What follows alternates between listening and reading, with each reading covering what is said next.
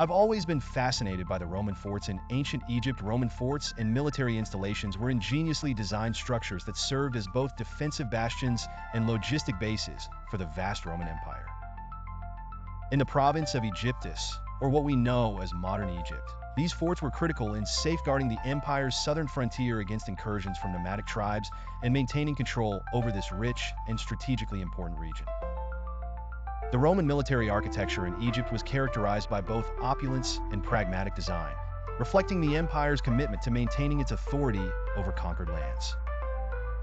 The layout of a typical Roman fort was a masterpiece of military engineering, balancing the need for defensive strength with the necessity of housing thousands of troops and storing large quantities of supplies. These installations were predominantly rectangular in shape and were surrounded by tall and sturdy stone walls. Towers were positioned at strategic points along the walls, providing vantage points for sentries to spot potential threats from afar. Through archaeological excavations, historians have been able to reconstruct the details of life within these ancient structures.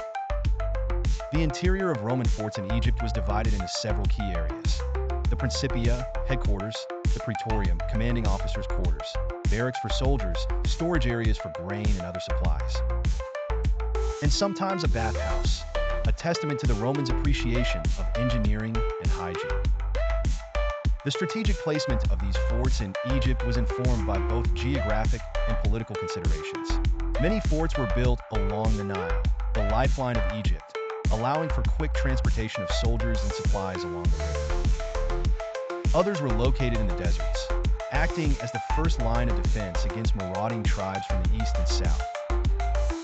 A significant aspect of Roman military installations in Egypt was their adaptability and resilience.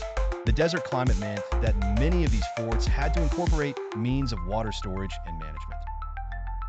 Cisterns and aqueducts were often central features, allowing garrisons to withstand sieges or supply disruptions in the harsh, arid environment. During the Roman era, auxiliary units, often composed of local recruits who were familiar with the terrain, were stationed at these forts. The integration of local inhabitants not only bolstered the military capacity, but also reduced potential rebellious sentiments among the conquered people.